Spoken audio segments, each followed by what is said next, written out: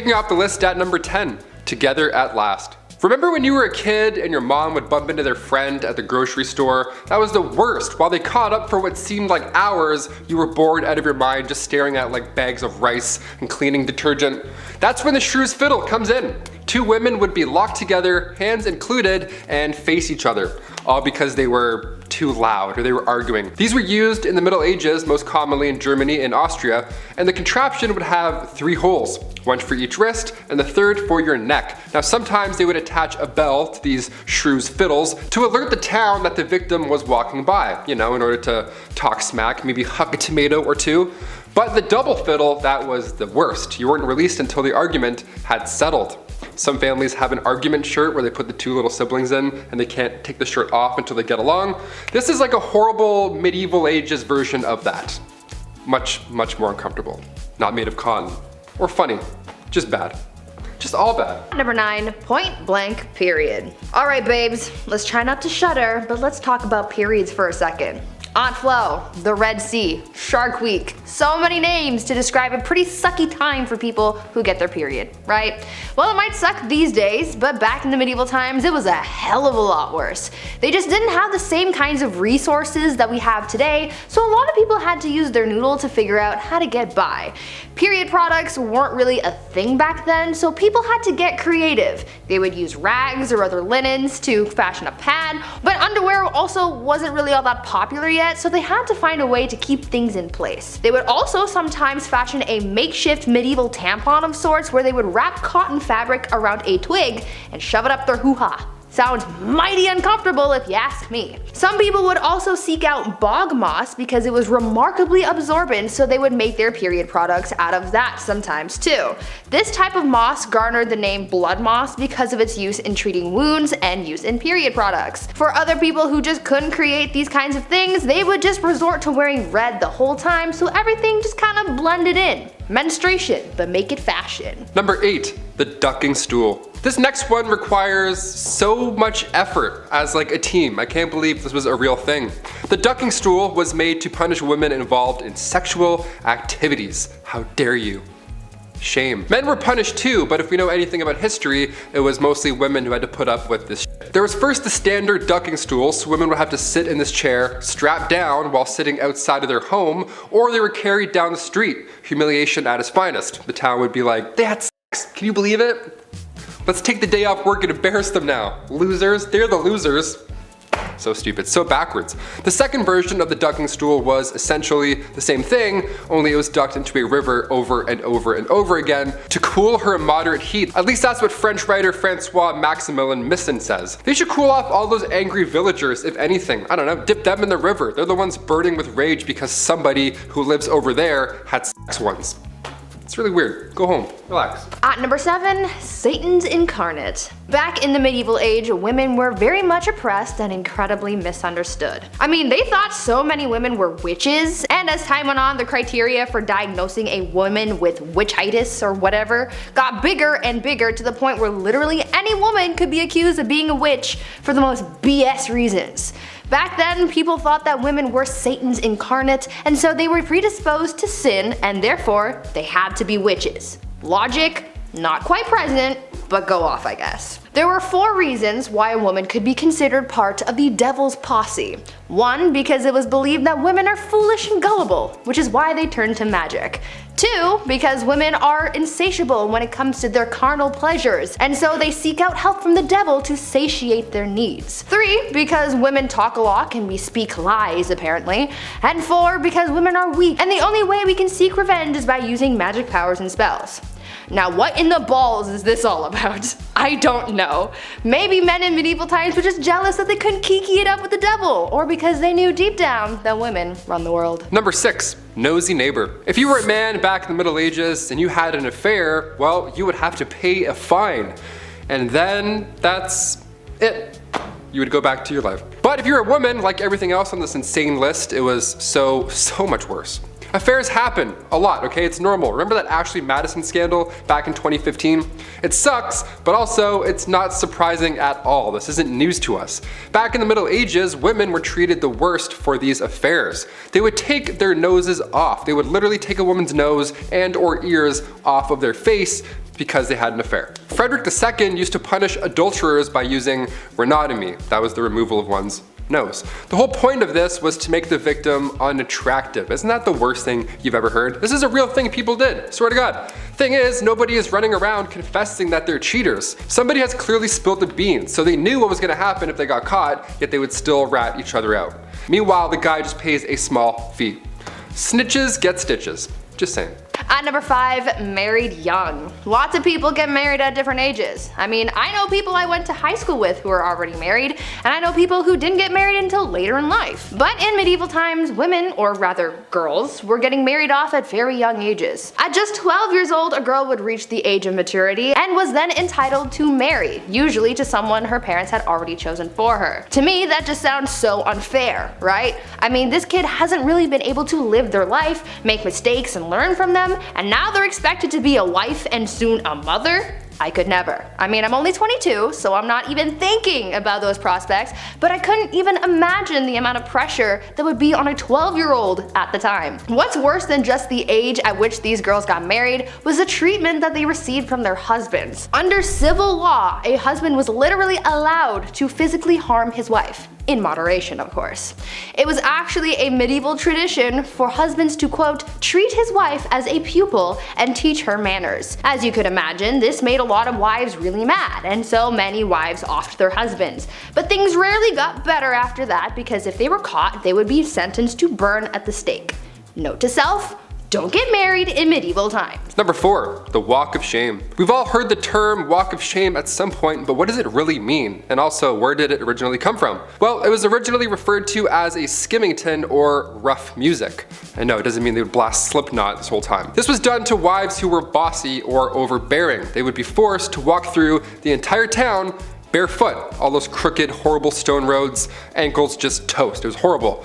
They would also be scantily clad too, because why not? Because men are making the rules, that's why. And as you guessed it, crowds would be waiting outside, all prepared to bang pans and yell horrible things at her. I guess these dudes just never had jobs. I don't know, they were just always on standby, ready to yell at a lady walking by through town, bare feet, all because she was deemed too bossy. Okay. If you're wondering who exactly is responsible for these public humiliations, the court. The official court. Judge Judy back in the day would be like, yes or no, did you raise your voice? Okay, case dismissed. Take your shoes off, we're done here. What a joke. At number 3, ladies of the night. Sometimes you gotta do what you gotta do to get that coin, right? We all have our side hustles and dead-end jobs to be able to afford rent and whatnot. And sometimes we're not exactly proud of the work that we do to make money. It was the same back in medieval times. People had to find any means to make money, and for a lot of women, they used what their mama gave them to support themselves and their families. One of the more positive sides of life for women in medieval times was the fact that being a woman of the night was actually a recognized profession. Later on throughout the times, this profession would be deemed illegal, but in medieval times, it was as common as being a baker or something. These women were actually considered to be merchants because they sold their bodies as if it was any other sellable good. Being a woman of the night was such a common and widespread profession that nearly every town in medieval times had a brothel, even in towns with small populations. So yeah, maybe they didn't have that big of a marketplace, but they no doubt had a place where you could go see some quality mommy milkers. Number 2, grand theft witchcraft. If you were a woman in the Middle Ages, you were accused of being a witch pretty often. They thought women communicated with the devil, like Bree mentioned earlier, just because some townsfolk with 3 teeth said so. Great, thanks Abe. Good job, good report. The punishment for practicing witchcraft wasn't a heavy fine like guys who cheated, but they would be burnt at the stake. This was popular in Scotland along with drowning. Those are the 2 big ones. Remember earlier how I said women would sometimes be dipped into a river or a pond? Well, they would also sometimes just be left there. It's called witch dipping, and depending on if she floated or sank, that's, you know, witch or not. The dumbest thing I ever heard. If you were charged with treason or witchcraft, that was the ideal punishment, because it surely beats burning to death in front of an entire village. This all got out of control come the start of the 17th century with the Salem witch trials. That's when people were like, you know what, I think this is wrong. I think we should stop, let's put this torch out, I think we're good. That's when 19 people were executed for being witches. God forbid you knew how to do bedmas in the Middle Ages. Also, that's a lot of coordination to get that many townsfolk together and be like, okay, you need this, how many people are standing here? Almost like you would use basic math to figure that out. You're a witch too. Spoiler alert, we're all witches, because we know things. I don't know. I hate this. And finally at number 1, crimes of the heart. For some unknown reason, people were really out here in these streets in medieval times trying to accuse women of everything. Witchcraft was a common accusation, but the other common crime that women were often accused of was adultery. But you see, the thing is, someone could accuse a woman of adultery even if she never had physical contact with another person. Now, how the heck does that work, you ask? Well, it depended on where these people lived. During the medieval age in the Byzantine Empire, it was considered adultery if they spent a night outside of their husbands' or parents' homes. In Slavic parts of Europe, a woman could be considered guilty of infidelity for simply going to a public event. I'm pretty sure with this logic, if you even breathed in the same general vicinity of a man, then you could be accused of adultery. I mean, what the F is that up? The only bright side, I guess, is the fact that when it came down to punishments for adultery, men usually got the worst punishments in comparison to women. However, they would be accused of this crime way less often than women, so I guess in a way we still got the short end of the stick. Damn it. Kicking off the list at number 10, a lot of hair. To kick off this wild part 2, I had to include the tale of the woman who ate her own hair. Why did she do it? What happened? How much hair? Well, let's find out. All the questions about to be answered. The Liverpool Daily Post back in 1869 got the attention of those passerbyers with this one. A 30-year-old passed away in the village of Lincolnshire. That's not too far off from the average life expectancy in the 1800s, but this case was a little odd. Something was off about it. So doctors asked the family if they could carry out a post-mortem, and lo and behold, a 2-pound solid chunk of hair was sitting in her stomach. It caused ulceration to the stomach and ultimately caused her death. What a horrible way to go out. The woman's sister did note that over the last dozen years or so, she had been casually eating her own hair, just one piece every now and then. Ultimately, it added up. If you know anybody that's eating their own hair, pass this on. Send them this video. This sounds rather uncomfortable. Number 9, cat attack. If I have to pick, I would say I'm 100% a dog guy. Cats are cool, don't get me wrong, but this next story freaks me out a bit. Also, I had a cat once and I pulled its tail on it. Hissed at me and scratched me and scared the life out of me. So, dogs for sure. Back in 1870, a rich woman had put her time, energy, and resources into cat breeding. What a fun little hobby and lifestyle. She had tons of cats, she loved them all equally, and they loved her. I'm allergic also, so this story is my nightmare on a level. But it does sound like a cute time, I'll admit, that's a nice way. Especially like in the Victorian era, what a lovely little pocket of fun. 1800s, a lot of candles, everything being extremely flammable, disaster hit often in Victorian times. And in 1870, a fire broke out of this young woman's home, and the cats were sadly trapped in the house. They made it out alive, but by the time they made it out, the 2 maids that had kicked the door open to rescue them, they had gone full primal. The cats just attacked them and it was all bad. The fire in the house had obviously scared them, so when the doors were open, these 2 maids were both attacked by them at full force, essentially, all of these cats. Like, what a horrible thank you for saving all of their lives, you know what I mean? Number 8, quick divorce. Let's just say the love thing isn't working out, okay? It happens, people change, but now what? Say it's the Victorian era, but divorce in England isn't allowed until 1857, and it's 1856. So now what are we gonna do? Well, considering what list we're on and which part it is, it's pretty wildly unfair. If you were the wife, you were getting sold in this scenario. How horrible is that? Wife sellers, they were a thing. That was a legitimate business. How horrible. Yeah, you were getting sold if you were the wife. How horrible is that? Wife sellers was a legitimate business. There were auctions. Public auctions would be done. You would watch people bid on marrying your wife. At like noon, middle of the day, people are walking by like, oh, do I have any change? Hang on. This is insane. One real sale that happened in 1862 was in Selby. The asking price was a beer. The asking price for this person's wife was 1 pint. Sold, just like that. That's crazy. Sold, drank, now I'm married. That's insane. Other times, most of the time, it was a rather expensive exchange. I feel like there are plenty of cases where this would honestly be the ideal scenario. Just get it done in one day, whatever. Peace. See you again. Bye. You're the worst. Number 7, the Great Famine. We're gonna lean out of wife selling for a hot minute and include the boys for this one. Yeah, come on back in, you're all guilty. The Great Famine took out everybody, not just Victorian women, of course. Back in 1845, potato crop that a lot of the Irish population was relying on was no longer available all of a sudden. A group of microorganisms just wiped them out, just like that, and in result, around 1 million folks died or had to leave. It was draconian law and British ruling that made the exported food hard to reach people that really needed it. So this famine led to Irish independence and anti-union movements. Little fun bit of history I had to include in this one. Number 6, the Brooklyn Theater Stampede. And we're back to absolute horribleness. Here we go. I love the theater. When the pandemic shut down plays, I actually felt pretty sad. I like sitting in full rooms watching a guy in a fake wig monologue about Mozart. Like, that's my ideal Saturday night. That's the best. I don't want that to not be a thing anymore. I love theater. But today we have an obnoxious amount of distractions that can take you out of the experience.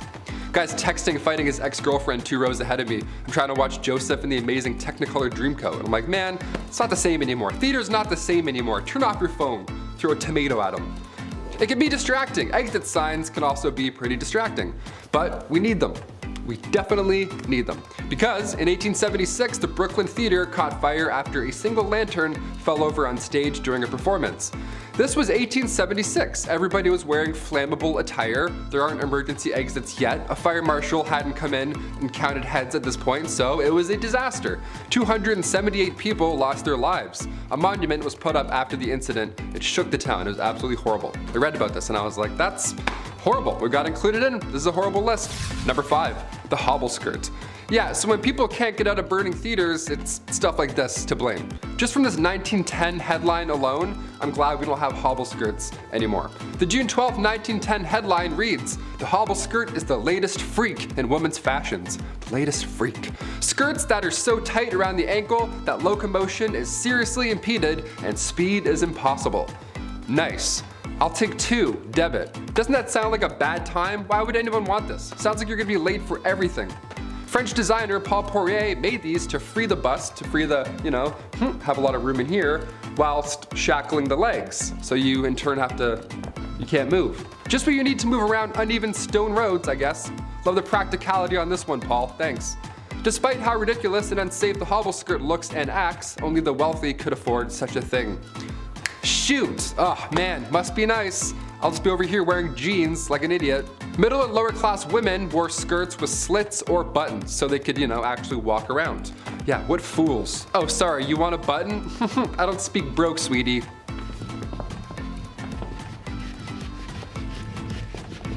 Number 4, lead-based. When I started here at the studio a year and a half ago, maybe 2 years, I was like, okay, I gotta put on face cream maybe. A lot of lights, a lot of HD. Time to get rid of these bags under my eyes finally. I don't know, maybe drink some water. See what happens. Finding a skincare routine of any sorts is easy now, dare I say. The lovely World Wide Web has our back. You can learn how to draw your eyebrows on while listening to true crime. It's wonderful where we are today. But the cosmetic game, back in the 18th century, not great. Turns out wasn't that great, not that safe. RuPaul's Drag Race would have been a lethal sport, know what I mean? Back in the 18th century, lead mixed with vinegar was often used to make your face look, more pale. The Victorian look, I guess, gotta have those veins pop out. A splash of sulfur for those freckles. Horrible idea. Queen Elizabeth I used cosmetics containing lead, mercury, and or arsenic, the same poison that took out George III and Napoleon Bonaparte, so not safe at all in any time, period. In fact, arsenic was on the priority list of hazardous substances, and toxic metal exposure is still an issue we're facing in this era, let alone Victorian. Number 3, the Kensington system. This was horrible. Queen Victoria was brought up under the Kensington system, which if you haven't heard of before is awful. I was grounded more often than not growing up, I'll admit, I was the youngest of 3, so I tried some shady stuff every now and then, but this is another level. At least I could go to the washroom without supervision, you know what I mean? Yeah, buckle up. Victoria's mother, Duchess Victoria of Kent, she created this Kensington system to control her daughter. She literally isolated the child from friends, family members, anybody, everybody, you name it. Her mother would monitor her every action on top of this, including who she can see or speak to, if there were any of those people at some point.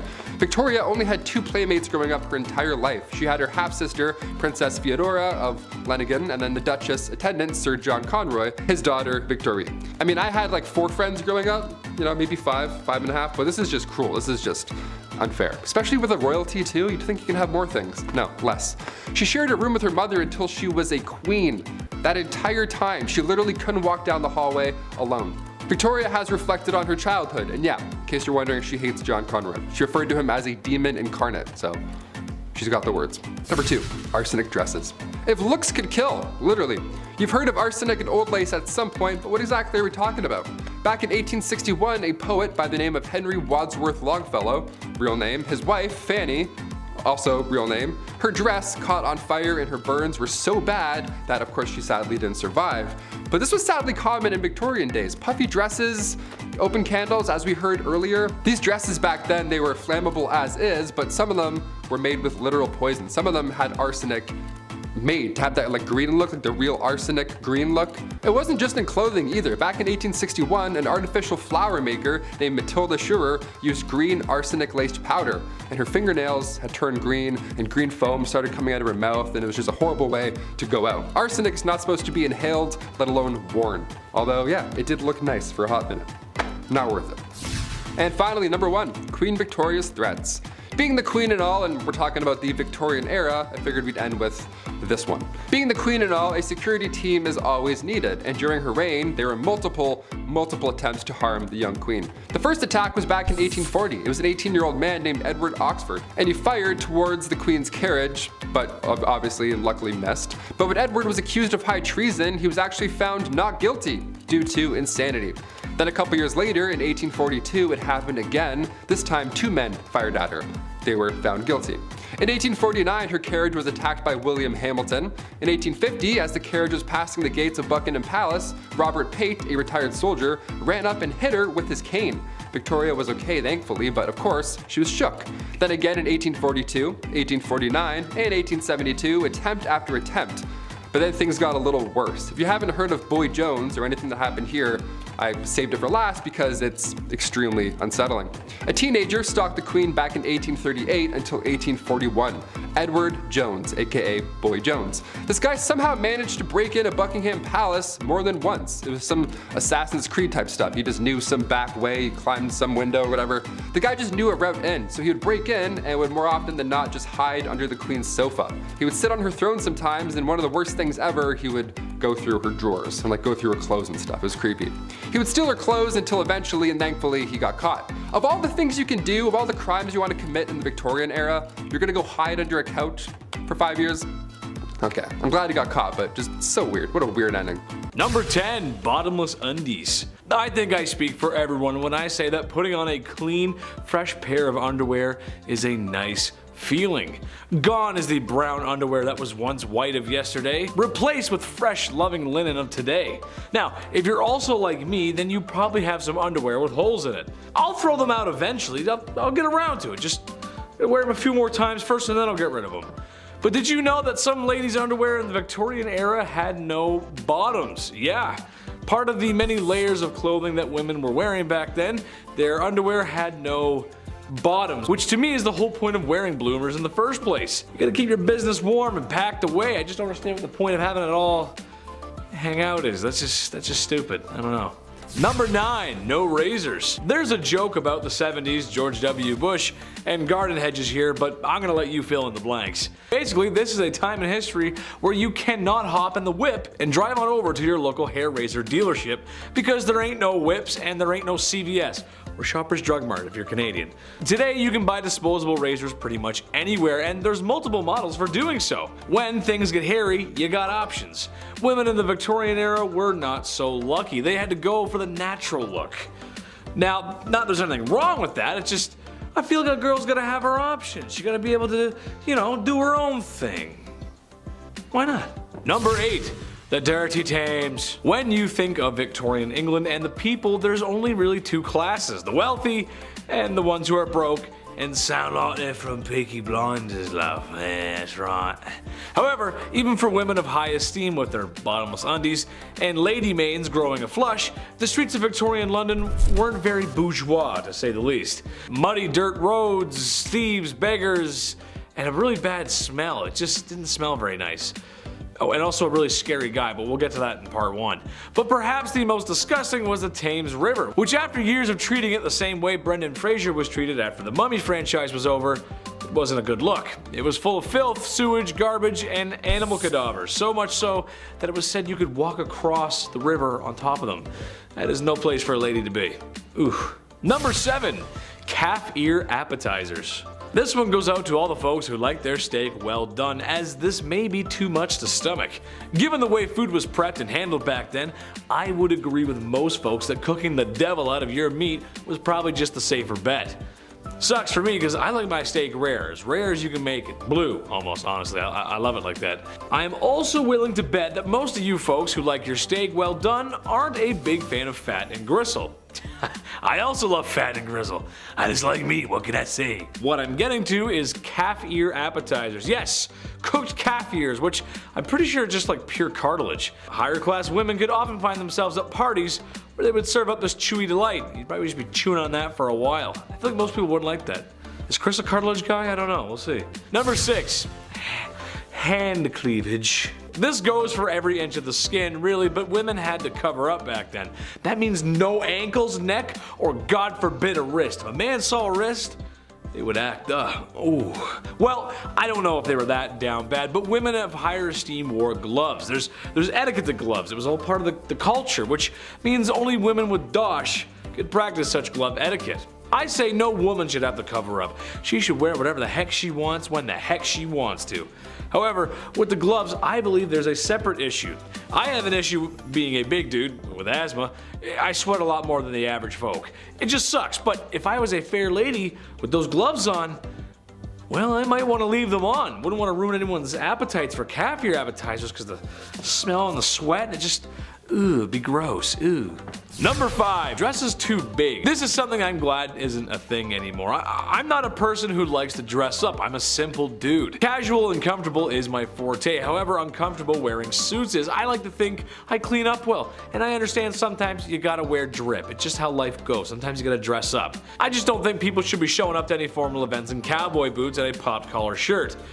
I've known a few of those people. But what I'm really talking about here is the obtuse size of women's dresses and just the whole culture of women's fashion back then. It's just crazy. Large and overbearing dresses with enough material to use as blankets when you sleep. I know that couldn't have been fun. It's horrible. Especially with my sweat problem. A few hours in a suit and maybe a few beers later, and the first thing I'm trying to do is take the suit off. It gets tight and sweaty in there, and it's just a lot of material. It's just too much. And doorways, trying to get through doorway, ugh. Forget about it. Number 4, fava beans. Well, after all that sweating and being around all that foulness, ladies needed to detox. How about a nice face mask made of beef? Yes, that's right. To keep their skin young and beautiful, they would drape a slice of beef over their face. Nothing like a little Hannibal Lecter before bedtime. Now, I hear you saying, well, Chad, that's not that bad. Okay, but think about this though. For the time period, that beef was probably yucky due to food processing practices of the time, and there's just no fridges. That means it was stinky. I hope it was at least winter before these ladies decided to beef up like that. This process of beef was supposed to rejuvenate the skin because beef contains some important vitamins for such. I can't recommend that. You just walk in with the beef and, hello darling, yes. Gross.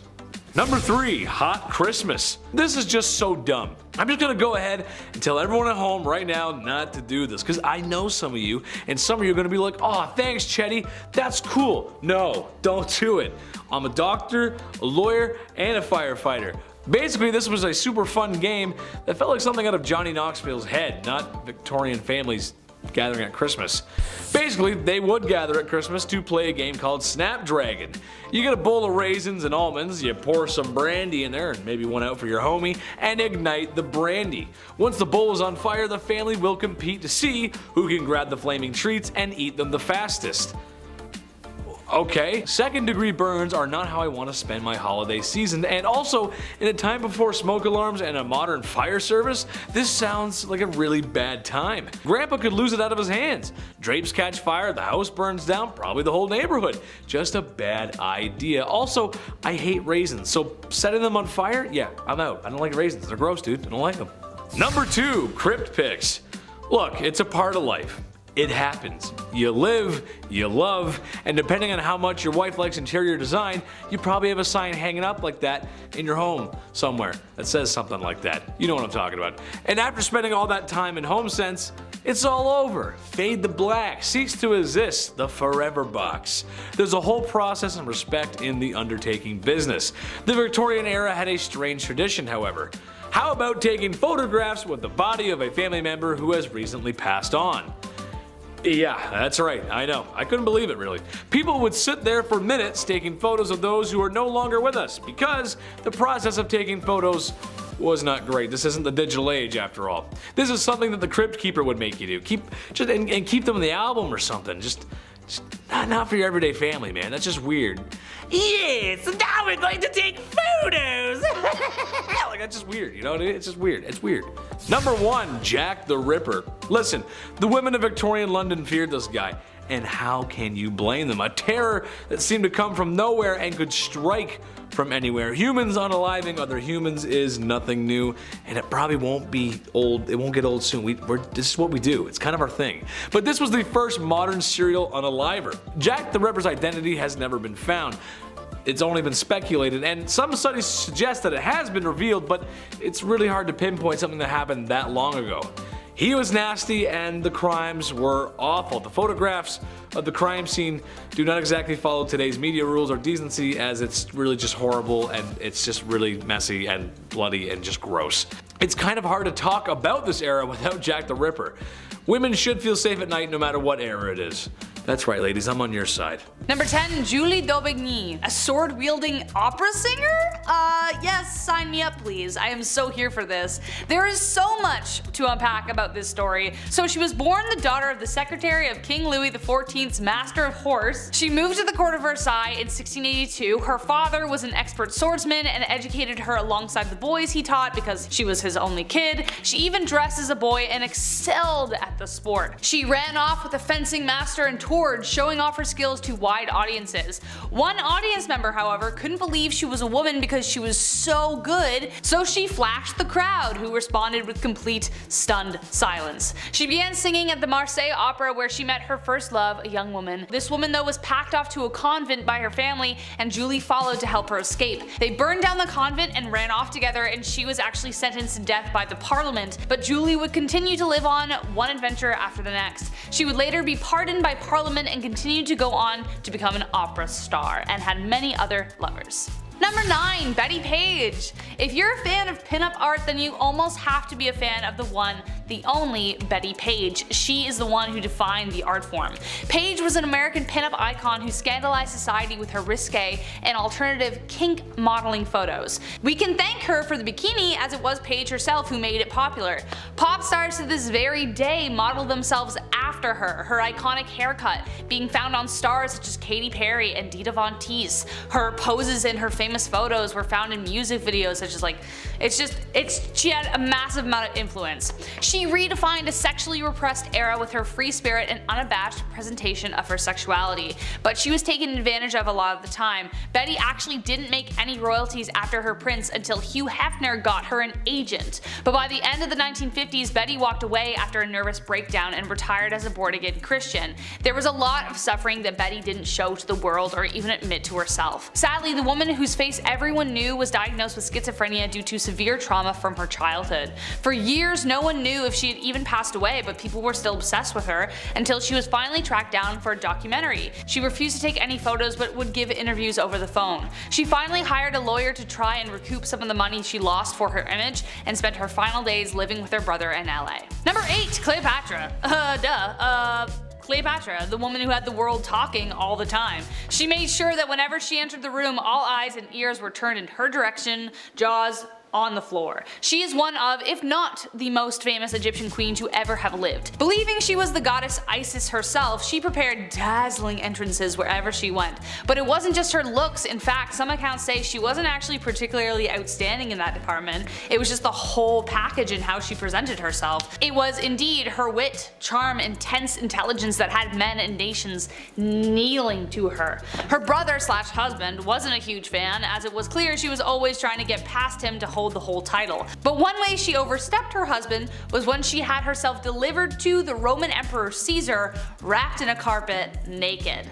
She easily won the senior emperor and gained him as her lover, and eventually she even won the Egyptian throne, soon to become the famous Queen of the Nile. Number 7. Mary Laveau. Mary Laveau is an absolute legend in practice and by lore. Her mysterious past and practices made her the absolute talk of the town. She was the voodoo queen of New Orleans. Voodoo or Voodoo is a combination of West African religions brought over to the Americas through the slave trade. It then blended with Christianity and the traditions of indigenous peoples. Marie was the first generation of her family to be born free, but due to laws and practices of the time, Marie and her husband bought and sold around 8 slaves in their lifetime, though it was also believed that she aided in the escape of slaves as well. But what she is most famous for is her work as a voodoo queen in New Orleans.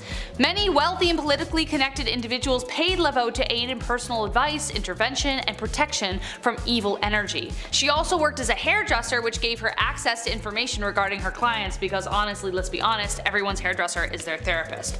Honestly, what didn't this woman do? She also ran an orphanage and helped many children have a safe home.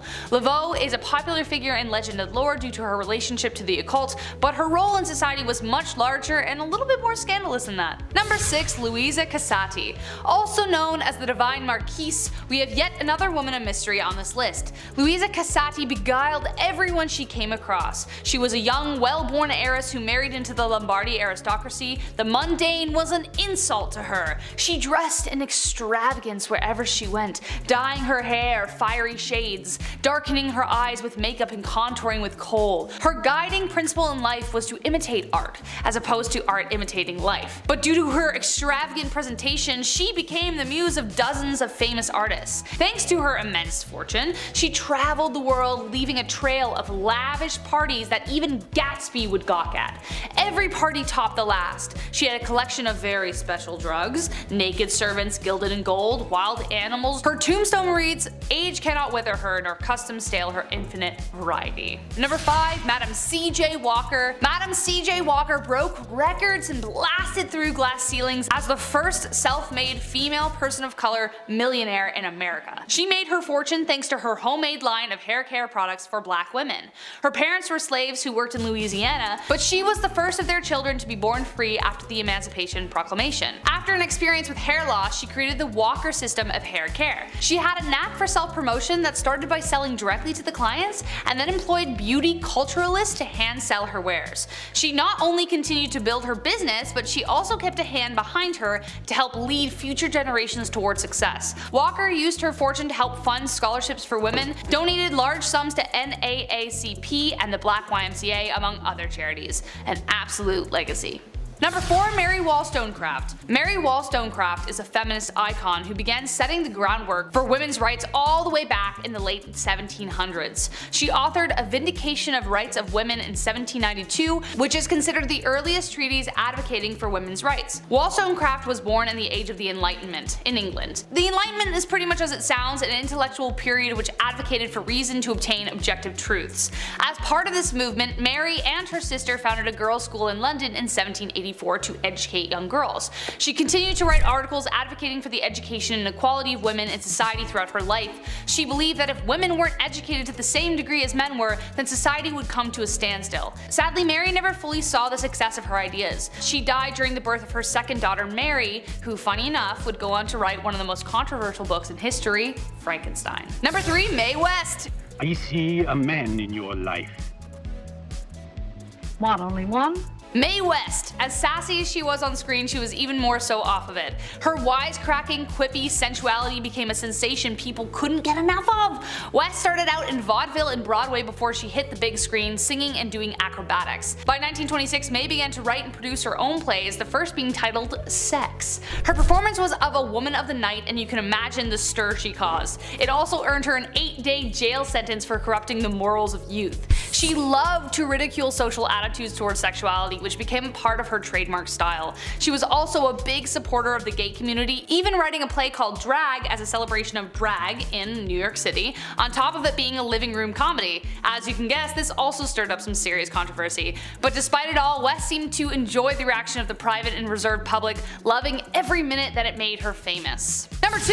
Marsha P Johnson. Marsha P Johnson is most famously known for her work to help support the LGBT LGBTQ+ movement in New York City for nearly 25 years. Marsha played a key role in the Stonewall riots that found the gay pride movement today. She was a drag performer and black trans woman who did everything she could to advocate for trans youth, homeless people, and people living through the AIDS epidemic. She even used money she earned as a night worker to help fund a refugee for homeless people. Along with fellow activist Sylvia Rivera, she founded STAR, Street Transvestite Action Revolutionaries, which created a safe place for homeless trans youth to sleep and feel safe. It was the first LGBTQ+ shelter in North America. Sadly, however, Johnson never got to see how far the movement would take the world, as she died in 1992.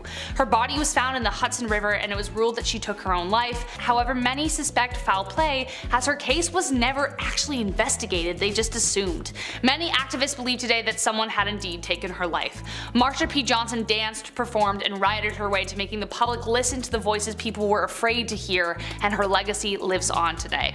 And last but not least, Rosa Parks. One of the loudest scandals in history that ferried in waves of change was the decision Rosa Parks made one day to stay seated on a bus. It was a scandal that transformed the world. In 1955, Parks refused to give up her seat on the bus to a white man from Montgomery, Alabama. This simple and brave refusal initiated the civil rights movement in the United States. Her actions inspired the Montgomery bus boycott, led by a young Reverend Dr. Martin Luther King Jr. Up until this point, bus segregation was enforced, and the black community was forced to sit in the back of the bus always. It was also customary for bus drivers to request that black citizens give up their seat to white citizens. So one day when Parks was riding home from work, she was exhausted, the bus driver asked part of the back of the bus to stand to make room for a white citizen. Parks was the only one who refused, and she was arrested as a result. In her autobiography, Parks writes, and I quote, "People always say that I didn't give up my seat because I was tired, but that isn't true. I was not tired physically. No, the only tired I was tired of giving in." Number 10, Queen Victoria.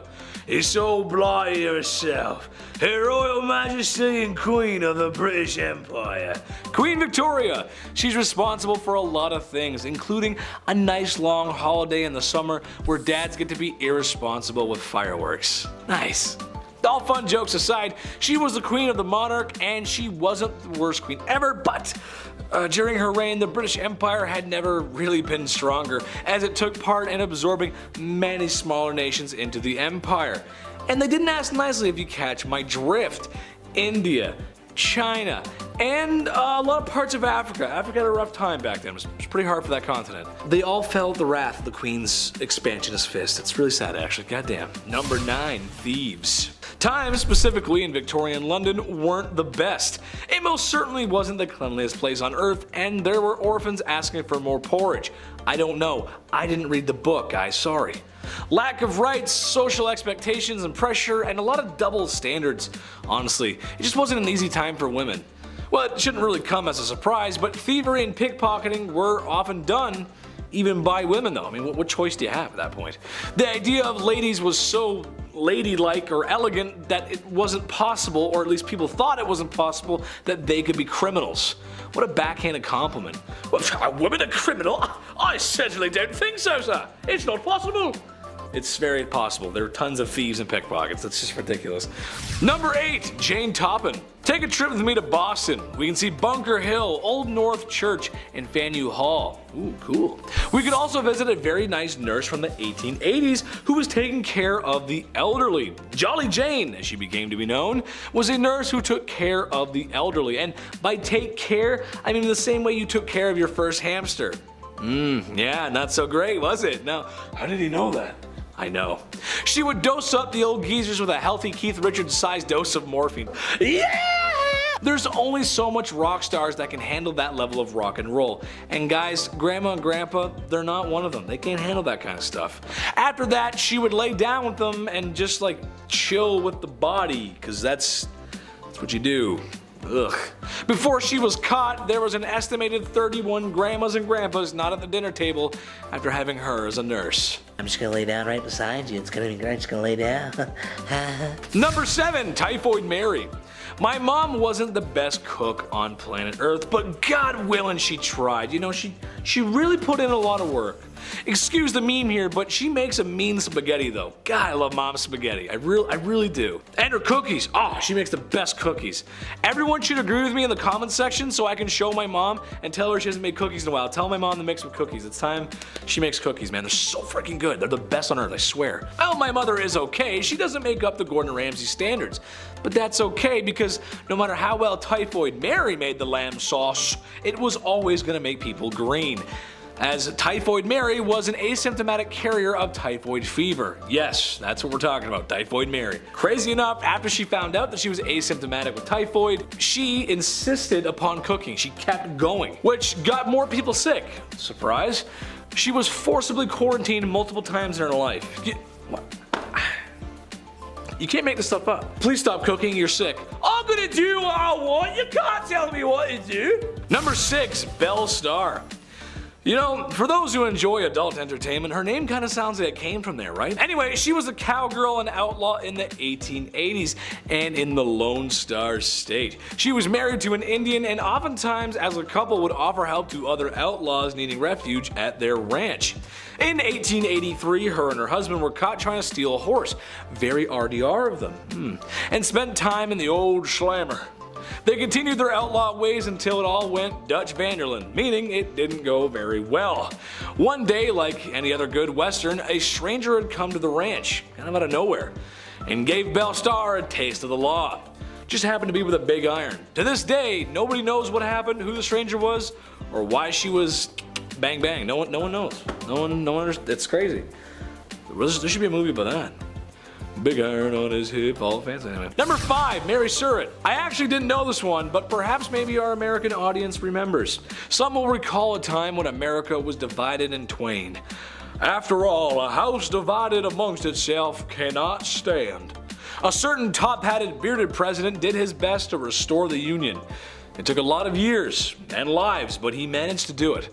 However, some were still not pleased. A one John Wilkes Booth, to be specific, had to ask the president a leaded question, if you catch my drift. Well, after assassinating one of the most beloved presidents in American history, he needed to hide. You gotta hide after that. And Mary Surratt was the woman who'd let him hide. So I think aiding and abetting, as well as harboring the most wanted man in America at the time, counts as scandalous. She also had some other anti-union behavior as well. That's not good. Naughty, not very nice. Number 4, Lizzie Bordon. Lizzie Bordon took an axe, gave her mother 40 whacks. When she saw what she had done, she gave her father 41. Isn't that nice? Oh boy. Yes, that's right, the late 1800s teenage daughter who maybe perhaps pulled an O.J. Simpson. Nah, we're not sure, I don't know. Maybe she did not sort of brutally unalive her families. No one else was found at the scene, and then she was acquitted. That sounds just like OJ. Which, given how women were treated back in the day, is kind of strange because it just feels like women who are clearly not guilty were punished for stuff they didn't do, and women who are for sure guilty get off free. Her alibi was that she was in the barn when it happened, and then she walked to the house and Mom and Dad, what's going on here? Let me just wash off my bloody shorts here. What? Who did that? What? That's crazy. Number 3, Mary Ann Cotton.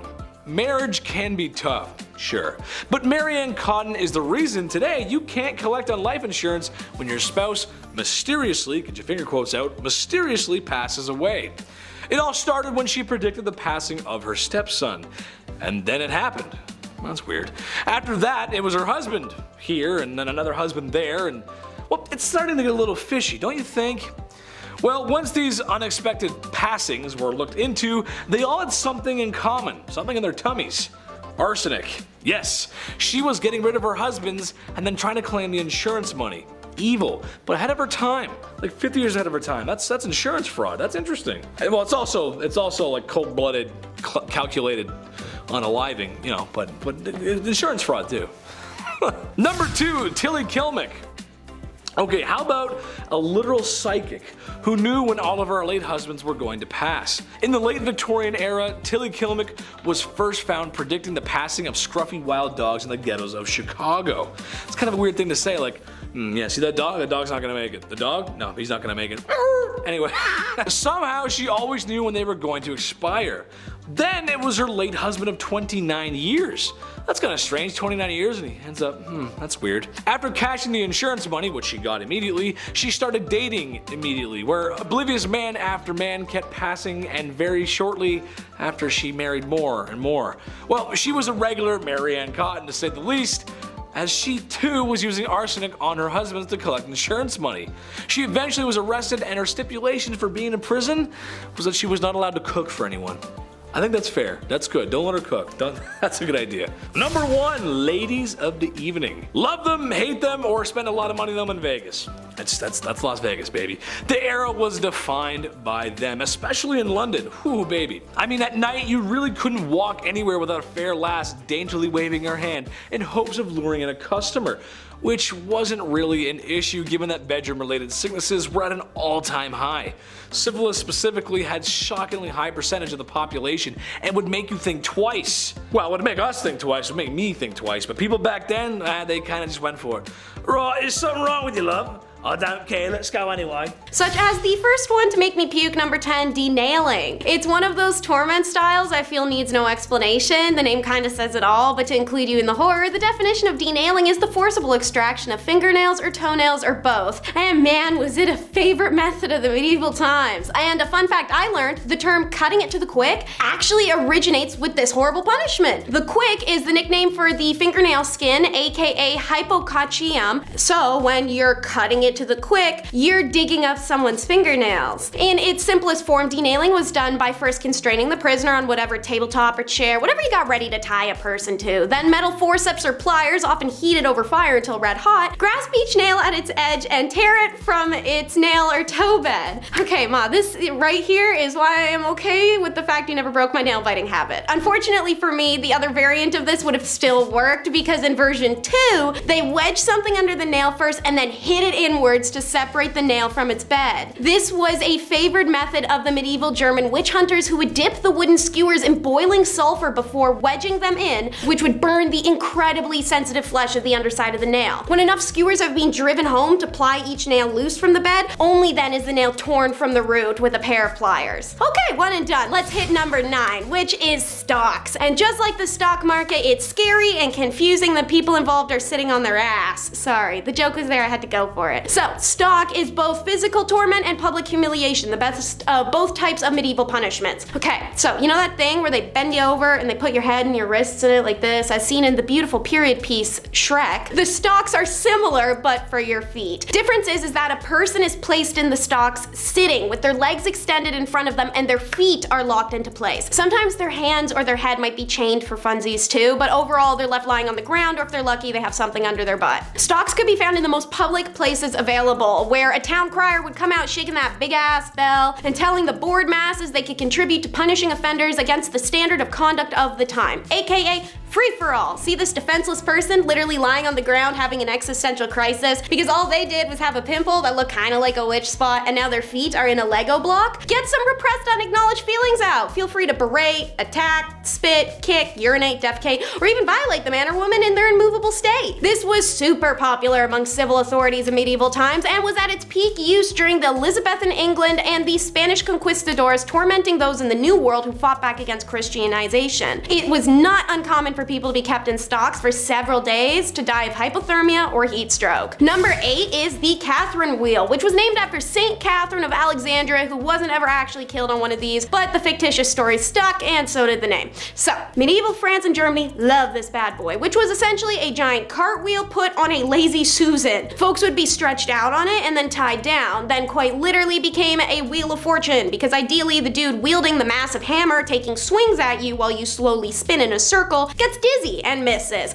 More often than not though, folks ain't that lucky. This wheel would be spun nice and slow over the hours, and the hammer wielder would break different limbs as they circled past him. Once all the limbs were reduced to spiky bone fragment skin slabs, sorry, but the person was left on the wheel to die. It could take hours, even days, before shock and dehydration did its course. If your offense was less severe, or you could bribe someone, or you were at least well liked, the first blow would be to the neck in hopes of smoking you quickly, known as coup de grace, aka blows of mercy. Otherwise, they went from the feet up, baby, and the number of sequences of blows are specified in the court sentence. How, as a lady, did you earn the Catherine's wheel? Cheating, witchcraft, treason. Next up for number 7 is the piquette, the perfect device for your DIY executioner. All you need is a stake, a hole in the ground to stick it out of, some rope, and a little bit of friendship. It was usually used as a military punishment, however the piquette did make its rounds, even ending up in a famous illustration of a woman being subjected to it during the French Revolution. Alright, so what you need to pick up from your Hobby Lobby or your Michael's Craft store is a stake. You're gonna stick one end of it in the ground and then the exposed end facing upwards. Make sure to grab a saw and sandpaper because you're gonna need that exposed end to be sharpened to a rounded point, not a pointy point. Now grab some rope and your malefactor, who is typically a soldier who had disobeyed order or a woman accused of witchcraft or sleeping around. You're gonna use that rope to suspend them from the tree by this region of the thumb, while the sole of their opposite bare foot was balanced on top of the stake. The point of the stake was sharp enough to jab into the arch uncomfortably, but not enough to pierce your foot. Want to get the pressure off? You have to regulate all your body weight into the thumb that's suspending you. And yes, you may be thinking, wouldn't that tear your thumb from its socket? Absolutely, which is why you'd shift your weight back onto the painful foot. Pretty ingenious methodology, if you ask me. Nobody died, but some people did lose thumbs. Better than your life, though. This is a classic mention on our channel. Number 6 is the shame masks. If they tried to use those on us today, I personally don't think it'd work. The way that pride and ego function in modern days is so different from olden times, but back then, I guess it must have been an efficient humiliation tactic for them to have so many of these horrible masks. That, or people really vibe with the Halloween vibe. These masks, as mentioned, are meant to humiliate, and I guess there's nothing more humiliating than being compared to a pig or a rooster. 2 of their most common designs. Some would have a pig snout, bird beak, devil horns, donkey ears. Bells are sometimes attached to attract the attention to the wearer, or even whistles attached to the mouthpiece, so anytime they breathe, the stupid thing would make a sound like the Tin Man from Wizard of Oz was approaching. Although less vicious than many other torments, they could still be painful and distressing, especially if your sentence is a long one. The mask can make it difficult to eat, drink, sleep, and could attract violence from hostile people or lecherous men. They were used as punishments for various misdemeanors, but usually it was to shut a woman up. Literally. You scolded your husband, that's a serious sin that contravened the Bible's clear instructions for wives to remain subservient, little... Well, I was gonna say Barbie dolls, but maybe after the movie, it's Kens. Number 5 is also used to shut wives and women up. It's the Shrews Fiddle and Fife. But I could be wrong. It could be pronounced fife like the country or fief like thief. Cannot tell for the life of me. Anyways, you've heard the boring shrew scold 100 times. I'm here to bring you a new exciting product if you want to publicly shame some women, but also simultaneously make it look like they're starting medieval times' most vibing jazz band. The Shrews Fiddle or shame fiddle was a wooden contraption shaped roughly like a fiddle, or a fife, or fief, or whatever it is, which is a type of flute that acted like a portable stalks for your fingers and your neck. The shame flute was specifically designed to punish those who made bad music. However, these shrews implements are titled after the ladies that were tossed in them constantly, people who spoke up to their husbands or argued with one another. The next 4 titles on this list, I'm not kidding, are all rippers of some kind. We're gonna start with number 4, the chest ripper. If I instinctually put my hands on my chest while we're talking, you will understand why in a second. This was a device made specifically and only for women to destroy a very specific aspect of femininity and thus remove what the medieval people perceived to be her desirability. And man, did these dudes have a weird ass fixation on doing stuff to breasts. Burned, brand, carved, or simply amputated. This is called sensual torture, but swap the N and the S for the letter X. It extends back to the time of ancient Rome and likely long before then too, but worst of all was a device coined in medieval England known as the breast ripper, a metal claw that pierced the flesh of the breast of the victim who was tied down and then pulled away forcibly, shredding it to pieces. It was used as both a method of punishment to mark breasts of unmarried mothers and women convinced of heresy, adultery, and hosts of other crimes, but also for interrogation, because nothing is gonna make someone confess to being a witch faster than a sociopath with a giant pair of tongs. Number 3 is a rear ripper. It's unlikely, but if there was anything worse than the breast ripper, it's probably the pair of anguish. Recognizable now from video games and movies and leather bedrooms with red latex accents, this pear-shaped device was one of the many horrific devices that made it to the modern world, but was reborn with better purposes. A few medical devices have taken a page out of its book, such as the dreaded thing they use at gynecology appointments, and some birthing and colonoscopy gear. So, the pear is made up of 4 leaves. These are joined at the hinge at the top and a key or a crank on one end. As you can see on screen, it's named accordingly. The pear was inserted into one of the 3 viable orifices, 2 if it's a dude, depending on the nature of the crime committed. The oral device was reserved for heretics, while the back door and the middle door pairs were used on, you could never guess, witches, witchcraft. Ooh, man, medieval times must have look like the set of Halloween Town, the way that Witchcraft is constantly referenced. Anyways, turning the key opened the leaves, and every little click of the key causes massive internal damage that was rarely fatal, but very thorough way to get a confession out of someone, or just about anything. I'm pretty sure the average person would admit to something as ludicrous as riding a magic donkey out of the king's palace if it meant that would stop. Number 2 is another rear ripper. Yeah, they liked those. Come to think of it, for such a essentially repressed society, they seem to get quite raunchy with their punishments. It's almost like that's the reason you shouldn't repress feelings like that. The Judas Cradle, also known as the Gilded Cradle, was a regular stool with a wooden or metal pyramid on the top. The victim would be stripped, tied with ropes on all 4 limbs, and then like some elaborate Marvel movie setup behind the scenes, they get lifted into the air and suspended just over top of the pyramid. Then their bits are adjusted to sit right on top of the pyramid. From here, the captive holder could torment them further, try to get confessions, whatever, before letting loose more and more of the person's own body weight, which would slowly impale them downwards on the pyramid, which in turn would start making room for itself. This punishment method was frequently used in the Inquisition, but I invite you to guess when else. Could it be A, witchcraft, B, witchcraft, or C, witchcraft? If you guessed any of those 3, you're right, because pretty much every medieval punishment for a woman was because she talked too much or made a soup that tasted too good, so the devil must have done it. Alright, last in our little ripping montage, number 1 is the rail rip, aka a wooden horse, also known as riding the rail. It's an effed device of which there are 2 variations. The first is like a balance beam from gymnastics but triangular, mounted on a sawhorse-like support. The victim is made to straddle the triangular horse and place their full body weight down on the hoo-ha area, which rested on the blunt point of the angle. Weights and additional restraints were added to keep the victim from falling off, but also to drag them down. Left for days, it can begin destroying your pelvis as well as dislocate all of the joints in your legs. A less immediately painful variation is a single plank of wood supported again with the wooden legs or sometimes suspended from the ceiling, horizontal from the floor on its side with a thin edge and sharpened extremely. The victim is made to straddle the plank, which is adjusted to their height so that they have to stand on their tiptoes or let their hoo-ha, meet a very serrated fate. This wasn't a witchcraft one ironically, but rather for adulterers, working girls, or women who breathed a little too hard and their husbands wanted them gone. So, in at number 10, we have witch marking. I'm trying to avoid some things we've already covered in similar videos, so while we've discussed witches, let's talk about witch marks. So during the English and Scottish witch hunt days, there was a belief that witches always had a natural skin mark. This could be a mole, or a scar, or a pock mark, or even a really bad zit. So when they came across a woman whom they thought were a witch, but she didn't have any of those markers, that was the end of it, right? She isn't a witch? Well, no, they gave her a skin mark instead, specifically by using a pricking needle, which the witch hunters would carry. These needles repeatedly pricked the flesh of the accused until it produced the result that wouldn't bleed, but was insensitive to pain, which fulfilled the criteria of a witch's mark. It's a subtle punishment for something that they were yet to be accused of, because by giving them the mark, they could now accuse them. These witch hunt days were a whole mess. Number 9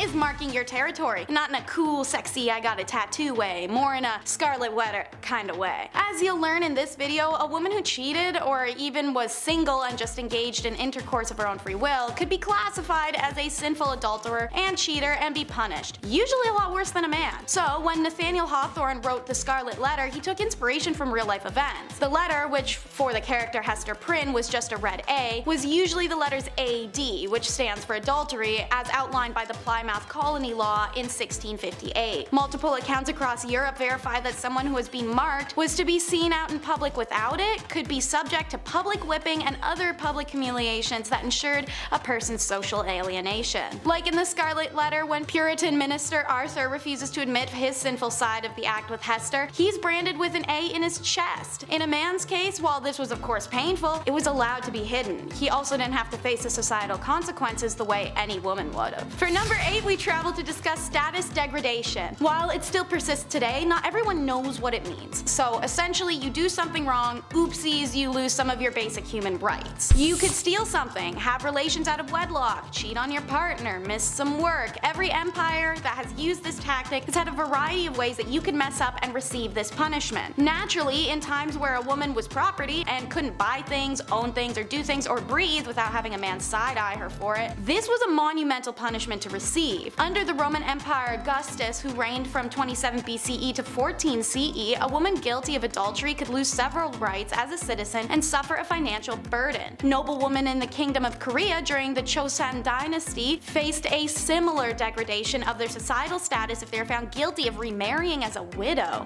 This intentionally made it hard for Korean women to remarry, as they would have nothing to offer a new husband, no inherited lands or funds, and a societal belief deemed her as used goods. Even the descendants of widows at the time who had remarried faced status degradation. They were barred from ever holding office. Adulteresses in the Chosun were stripped of many of their rights and privileges once they were demoted to low-born statuses. As serious as these punishments may seem, some high-status women who committed adultery in the Chosun dynasty faced an even graver punishment, which was death. So why take someone's status from them as a criminal punishment? Well, because aside from the fact as a woman you'd essentially be left jobless, homeless, and without any family, it's because of a cheater's fama. Number 7. While fama is a Latin term for reputation and good name, every country had its own version of this fama. And if you cheated, or were even just accused of cheating in 13th century France, which by the way happened a lot because husbands just want to get rid of their wives, the woman was always the center of the punishment, even if that was the man who had been cheating. This is because the status is all a woman ever had for a very long time, and the name of her family's reputation laid on her shoulders. Thus, all that pressure to be religious, virtuous, and most importantly, a submissive woman. The customary laws of Agan province list public humiliation for both the wife and her lover as the appropriate punishment for adultery. If the man could escape before or even after arrest, he could get off without any punishment, and his partner had to face her punishment alone. The woman got no such reprieve, even if she was just the mistress he cheated on his own wife with. In fact, if she tried to escape arrest, it warranted a death sentence. Women whose fama suffered through public shaming, walk of atonement, were no longer deemed honorable members of society, and seeing as standing of individuals before law at the time was often based on their reputations, what others thought of them, and how they behaved in public,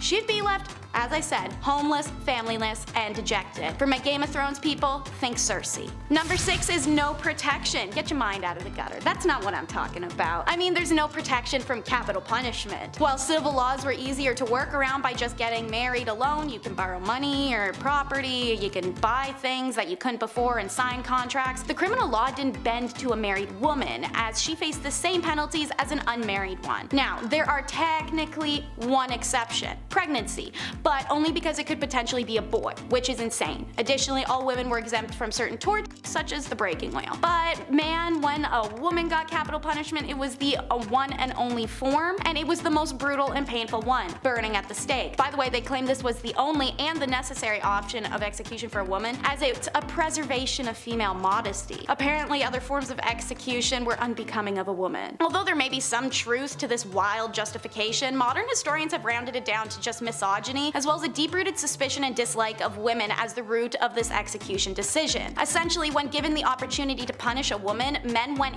ham for it and wanted to see her suffer as much as possible. So women experienced the worst executions of the Dark Ages. Number 5 is why women want to stay in religious favor. In medieval Europe, a device was literally invented for women who defied their religious beliefs. Pyramid-shaped and made of wood, the woman who dared to defy her god should fear this. See, they would bind the woman's hands and ankles and then sit one of her 2 openings on the peak of the pyramid. She would then be incapable of shifting her weight anywhere else and was forced to put her weight down on the tip. It would slowly slide upwards and inwards, and the longer she was pressed down on it, the more her body split apart. These women would be left for days on end sometimes on this device. The device's slow, agonizing death can be compared only to the shame it inflicted as well. The woman was stripped nude and forced to suffer this torture in public for all to see. Number 4 is harems. To start, the word harem is derived from the Arabic word harim, and it often means sacred, forbidden, and sometimes sanctuary. This was an accurate name as only women's household members and some related male members were allowed to enter a harem, which was an honored women's space. The harem was the ultimate symbol of a sultan's power. His ownership of women, mostly slaves, was a sign of wealth, power, and sexual prowess. The seclusion from public gaze also inflated this power more so.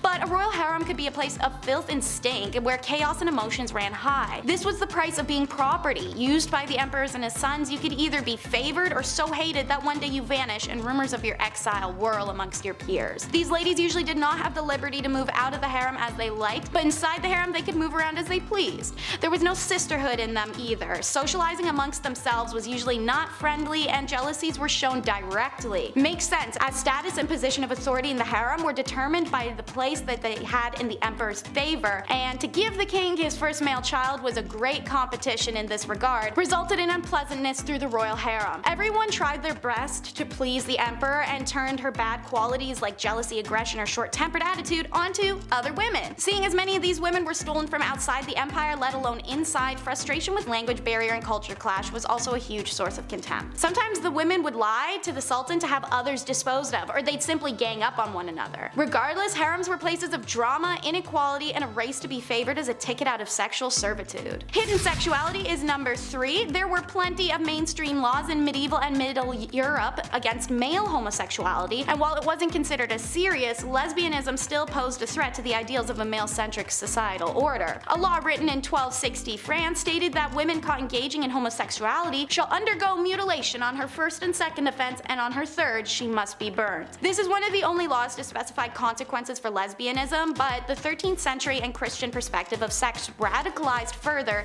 into modesty. Lesbianism was equated to sodomy at that time point and therefore carried a similar sentence: death. There is sufficient evidence of lesbians in Middle Ages, most of which come from the church. Turns out many nuns were sexually active lesbians, and the church directly acknowledges their presence by having to pass laws establishing penalties for nuns caught having sexual relations with each other. So not only were they having sexual relations with each other, but it was enough that the church had to do something about it. For example, during the 8th century, Pope Gregory III gave penances of 160 days for unnatural female acts. Still, no torture or death though. This is because as long as phallus or other phallus-shaped objects weren't used or involved, the relationship wasn't considered real intercourse. Real intercourse involved procreation after all. So eventually, when Christianity upped the ante, however, any sexual act that caused pleasure, which now included lesbian intercourse or plain old self-stimulation, was now considered sin. So like most women of the Middle Ages, even bisexual and lesbian women had to settle down for a man at that point. Anyone who struggled with sexuality can imagine how dreadful it would be to live that way. Divorce was a nightmare, which is why it's number 2 in our countdown. Laws worldwide were unforgiving of divorces,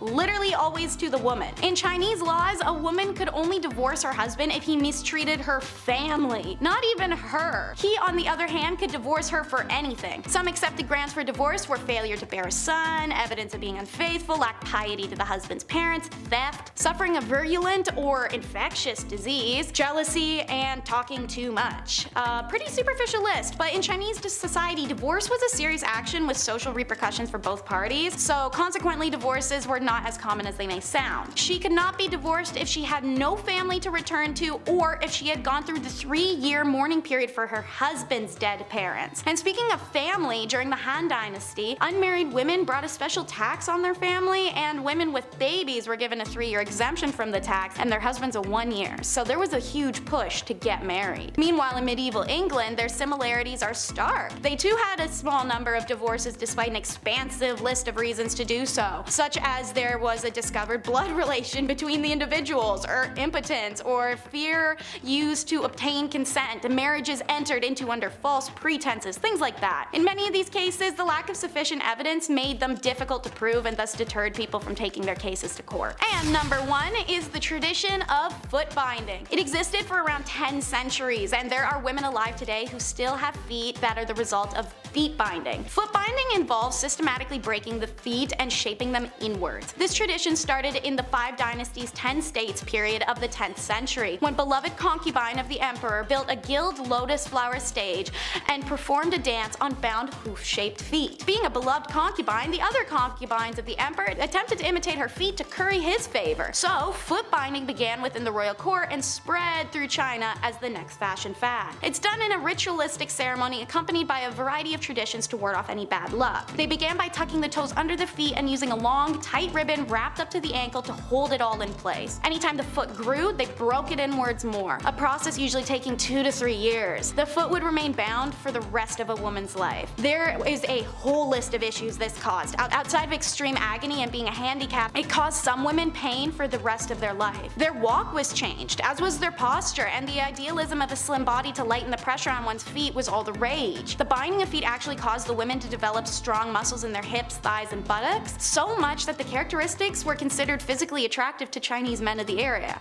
aka the girlies were thick. When colonization came to China, Western women boycotted foot binding, going as far as to catch women with bound feet and cut off their bindings. A humiliation because these women would never ever show their bare feet to anyone, let alone even husbands. And many of these women lost their husbands when the Western boycott worked. A lot of girls who had had their feet bound in order to become marriageable suddenly found themselves abandoned by their husbands because foot binding was no longer fashionable at all. And at number 10 is jewelry making. Egyptians saw deep spiritual significance in their jewelry, but also had a love of aesthetics, and those two things combined to create some of the most unique and lavish jewelry found in history. Worn to ward off spirits, protect health, bring good luck, and more, there were even certain colors and designs that were associated to certain gods and powers. And so Egyptian jewelers followed very strict rules regarding the mystical aspects of their jewelry creations. While a woman usually would not be a metal worker in Egyptian society, it was very common for her to be making jewelry. The tools were smaller and the process required less heat and thus less danger for her. Metalwork techniques included precious metal sheets that were cut and shaped, notched together. Wire work was accomplished through strip twisting. Pieces could be held together with this wire stripping system or crimping techniques. These strips were also how link chains were accomplished, as well as the securing of beads or the backs of earrings. And for jewelry designed exclusively for burial, the metal was often quite thin, as the jewelry of the deceased was not subjected to the wares of everyday life. Precious stones, ivory, real flowers, and shells were all common ornaments, as was name engravements, but it was more common with royalty. Jewelry makers were women of high status due to these contributions and the revelry jewelry held in ancient Egypt. For number 9,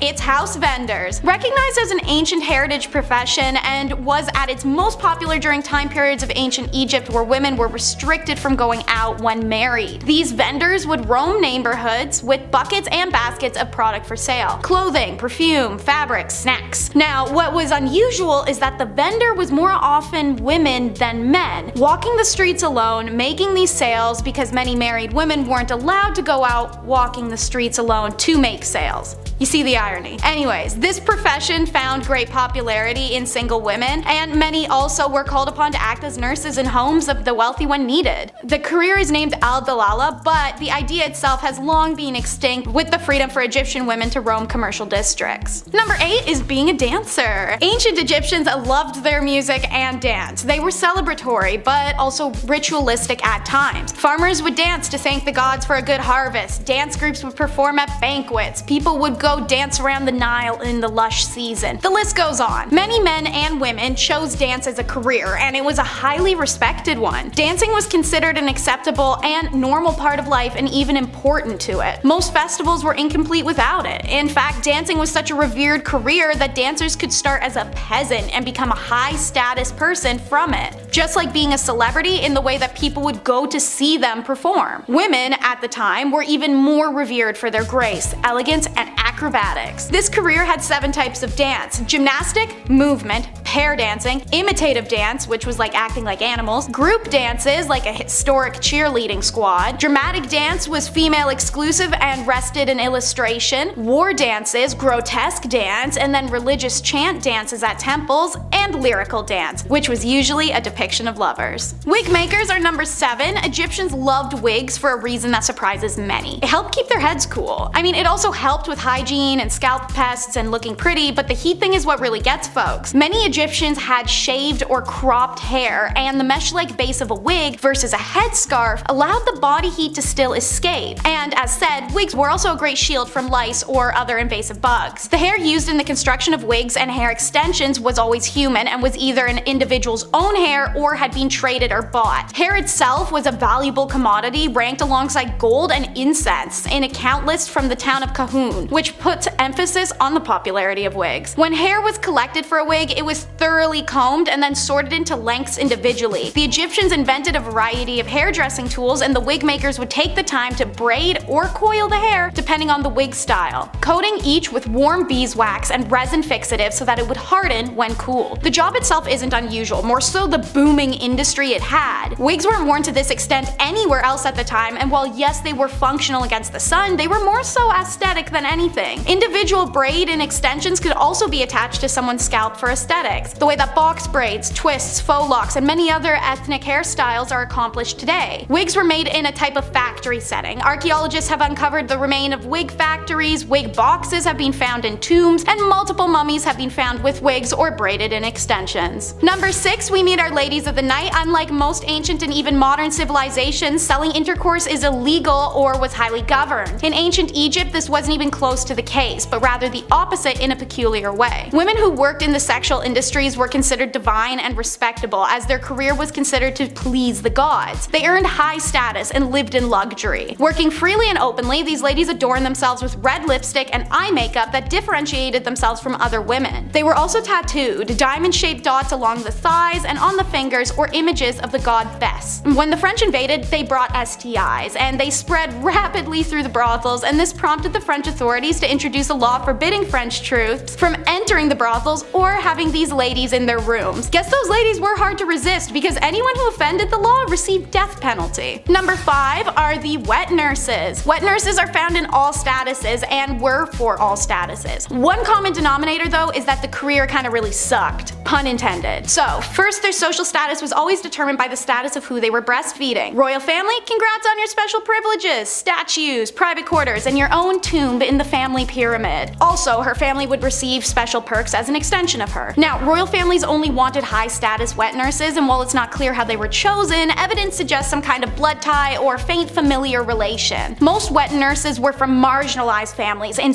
lower socioeconomic statuses and worked under conditions and pre-definitive wages. Wet nurse requirements for any status were intense. She'd have to have given birth at least twice, have a large but healthy body due to the belief that large bodies were more nourishing. Despite that, her breasts should be medium. Too small, not enough food. Too big, the baby's spoiled. In addition to all of these prerequisites, the wet nurse should be sweet-tempered, affectionate, and responsive to her charge. She should also abstain from intercourse because it could reduce her affection towards a child, and they also said no alcohol. A good call, knowing what we know now. Wet nurses were women exploited for the products of their bodies. As slaves, they were coerced for their milk. As lower social status women, they were employed for their bodies to enhance their inadequate domestic status. Even her own household suffered physically and monetarily if a wet nurse defaulted or failed a contract. On the same page, surrogates are number 4. This is a widespread practice in Egypt. The first story of surrogacy found in Genesis 16 of the Bible was the story of infertile Sarah having Egyptian Hagar carry her child for her and her husband Abraham. Even Egyptian pharaohs had used concubines to produce heirs. They often married their sisters or aunts, and children born of these marriages were most of the time not in great or functional health and wouldn't survive. Any child born of a concubine for a pharaoh was accepted as his lawful offspring. Now, they were quite limited in their rights, and they could only inherit the throne in case of the absence of another more entitled heir. Surrogates experienced similar contracts and status leveling as wet nurses. They were desired to be mothers already, have a bigger, healthier body, and naturally beauty was a desired element as well. Women of low status who made a career of surrogacy often died in childbirth or from hemorrhages due to the repetitive birthing process, but for some, it was the only career they could have. Priestess is number 3, and so while it was a male-dominated field, many women were employed as a priestess or a high priestess at the temples around Egypt. Mostly from upper status, many were married to the priests, which they owed their position in society. Despite this, they played roles in the temple rituals, such as servicing goddesses Hathor, Neith, and Pakhet, or working as dancers, musicians, singers, and acrobats in the temple. The most important priestess was known as the god's wife Amun. This woman was usually the daughter of the pharaoh or sometimes his wife. She usually held a very high position in court and performed important rituals to honor the god Amun. The priestess was in charge of managing the gods' affairs, attending to ritual dances and performances, shaking their rattles and rattling their necklaces, which were long and heavily beaded objects. By the beginning of the New Kingdom in 1550, the title Chantress of Amun was used, and it was usually the wives of the priests who gained these elevated positions as well. The concept of a woman as a priest was unheard of in many kingdoms. A high high priestess and the reverence and traditions of female gods being led by women were unusual to outsiders of Egypt, who oftentimes restricted most priestly activities to just men. Number 2 is professional mourners. Okay, so here's a weird one. Professional or paid mourning is an occupation not only found in Egypt, but in China, the Mediterranean, and Eastern Europe. This practice is literally paying a stranger to attend a funeral to lament, deliver a eulogy, help comfort the family, entertain, or lay on the ground wailing. There's some range here, depends on what kind of funeral you want to have. These paid mourners made ostentatious displays,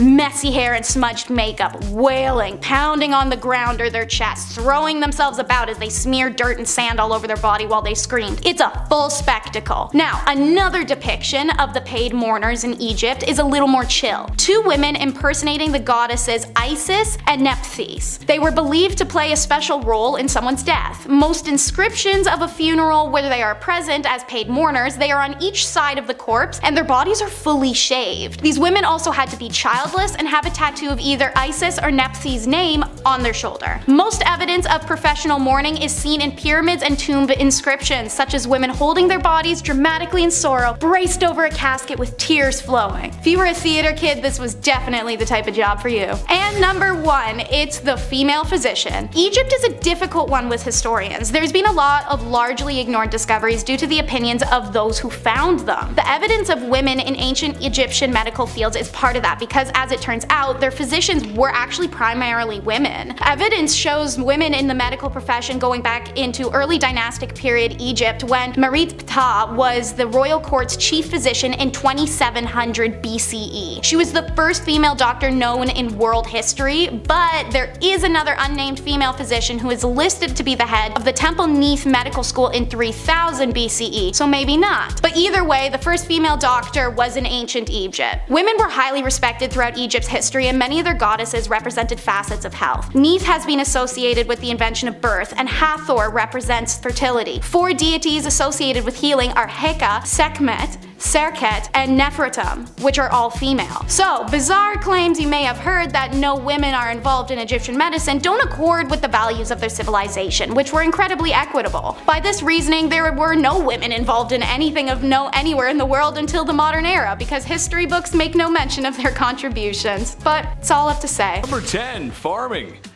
In a world with a lack of food, not because I ate it all, which is honestly a good reason, peasantry had to work on their farms, not only to feed the rich, but also themselves. So if the men in your household are ill or sick, then that means it's Rivet Rosie time, or farming Fran time, whatever you want to call it. I don't need to tell any farmer out there how tough their job can be. Being a medieval woman farmer, that's tough. Also, they probably weren't allowed to wear clothing that was more suitable for plowing fields. And of course, there's a woman trying to do a man's job. How dare she? People just should have let them be. There's a good chance the crops wouldn't make it either. A green thumb would have come in very handy. A tough job nonetheless. Number 9, beer maiden. This one goes out to any woman who's ever had the pleasure of working at a certain restaurant that's fixated on women's chests. You know the one I'm talking about. Or any woman who had the absolute pleasure of working at a golf course clubhouse. Keep your mitts to yourself, you filthy animals. I can't imagine the bar maidens of ye olde times had better luck. There really aren't a lot of laws to protect them either. But basically, they helped serve ale in the taverns and inns, which brought in all kinds of unsavory types. Mind you, it's not as bad as it would be in Skyrim or, other fantasy RPGs, but it's still a sour bunch. Sometimes there were just barrels of ale and the maiden's job was to simply just keep filling the tankards and handing them out. I'm sure she was well respected and not even once ever had her personal space infringed upon, right? Of course not, no. Number 8, caring for children. Hey, someone had to do it. A woman's job is never done. At least that's what my mom, my aunt, my grandma, and pretty much every woman I've ever known has always said. Okay, sure, I was a little bit of a handful. I was loud and energetic and I loved to talk. Teachers always said I was a distraction in class. Alright, maybe I was, and maybe I still am. Okay, I am. But at least the women caring for me had the modern amenities of the 21st century. A fridge full of fresh food, washing machines, cars, and a solid structure with 4 walls. So you can imagine if you had to deal with a kid like me back in ye olde times, just with none of the nice stuff that makes life today a lot of fun. Ye olde Chetty running amok. Oh mother, mother! Number 7, the streets. Unusual to most, but very common to women of ye olde times. When you're a woman who's got nothing, sometimes you gotta give something. That something just so happens to be what's hiding in your pants. It's a profession that's as old as time, and it will not be going anywhere anytime soon. Women work the streets. I don't think that's anything to be ashamed of. Number 6, Joan of Arc. It doesn't get more unusual than the savior of France. England and France were having a go at it, if you will, which, if you know history, was like round 12 of 100. Anyway, it wasn't going too well for France. It was going rather poor, actually. The same kind of poor I got on my report cards under the paying attention section. Oops. Then there was Joan, really a nobody, when one day she heard the voice from a higher power that she was to drive the English out of France. Naturally, the people around her, especially the men, scoffed at the thought of a young woman being the hero they needed. But given that they had nothing to lose, suited her up and sent her out.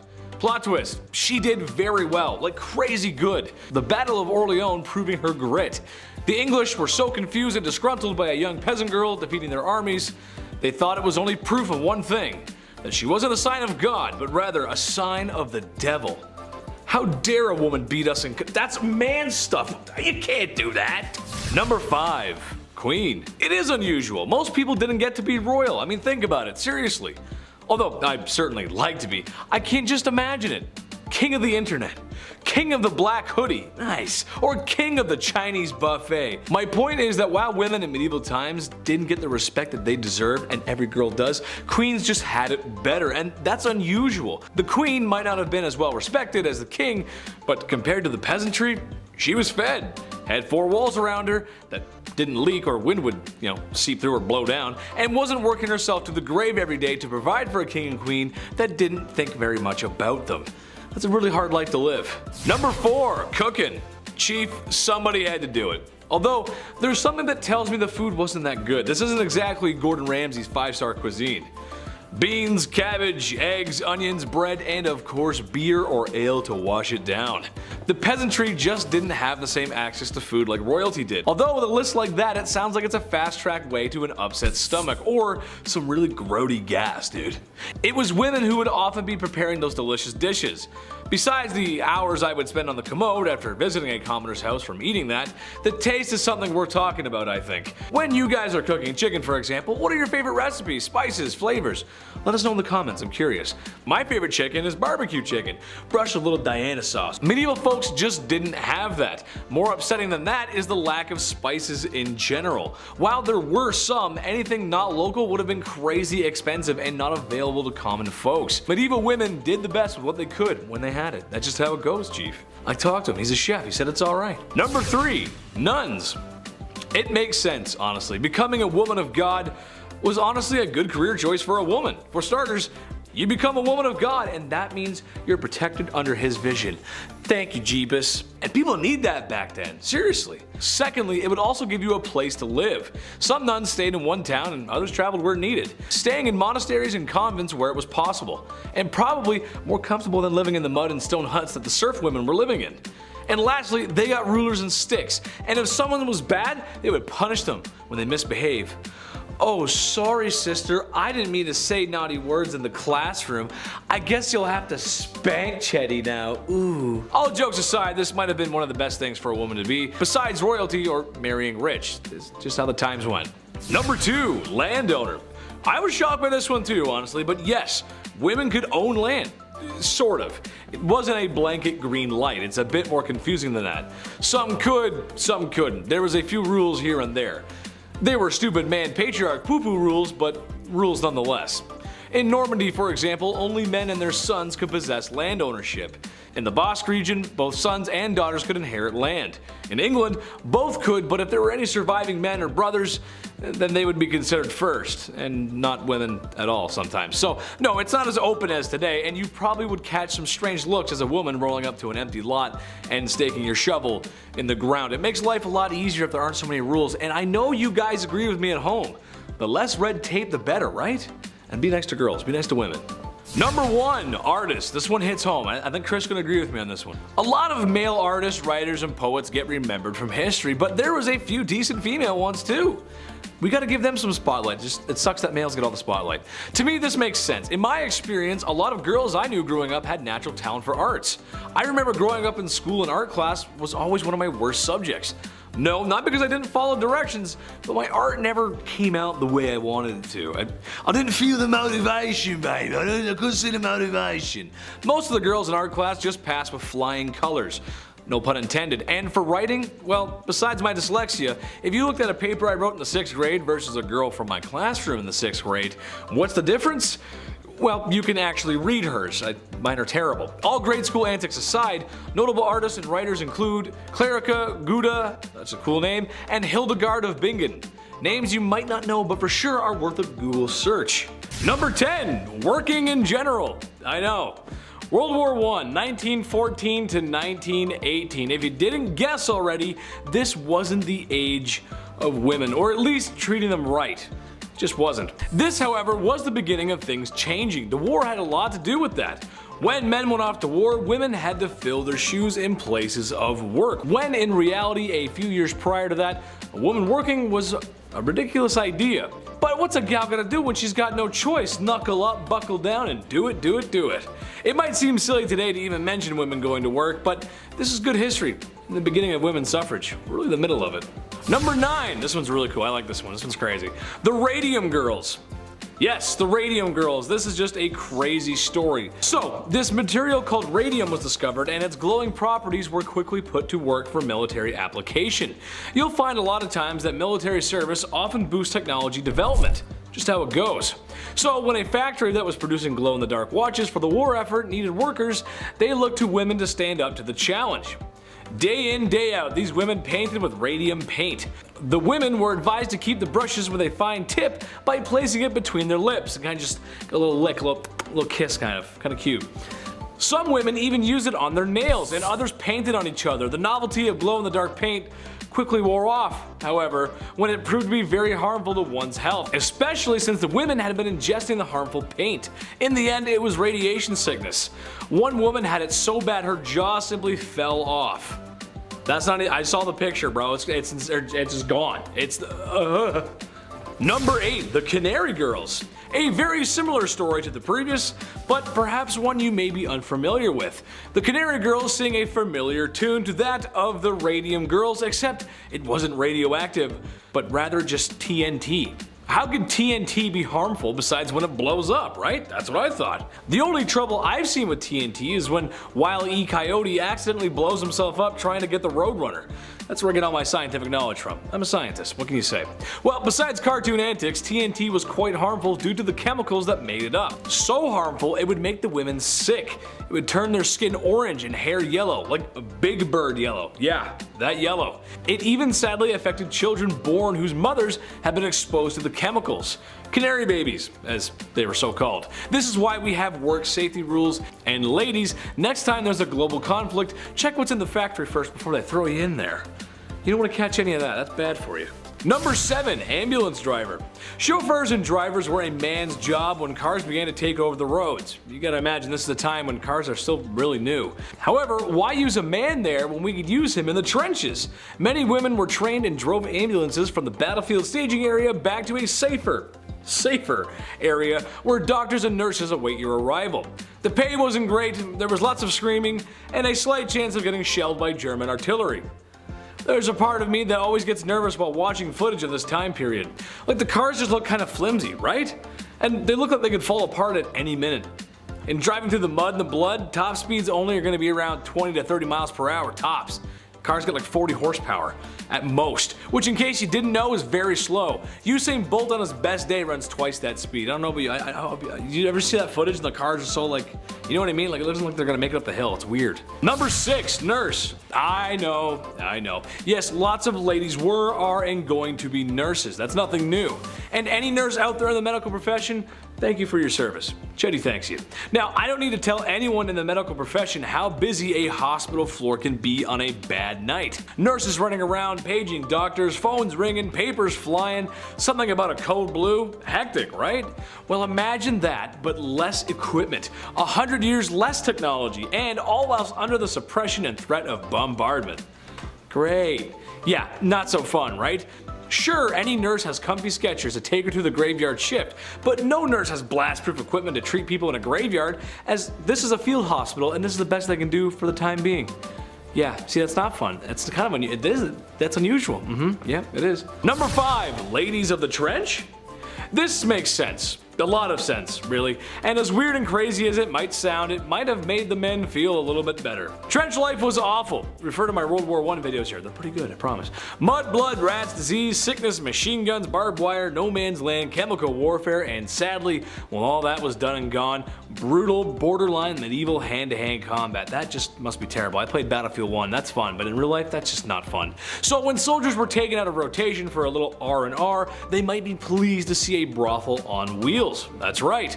Or when visiting certain northern towns in France, a very legal brothel houses, if you will. When Americans joined the fight, of 1,000 men being treated in hospital, 190 were being treated for a brothel-related sickness. Go get 'em, boys.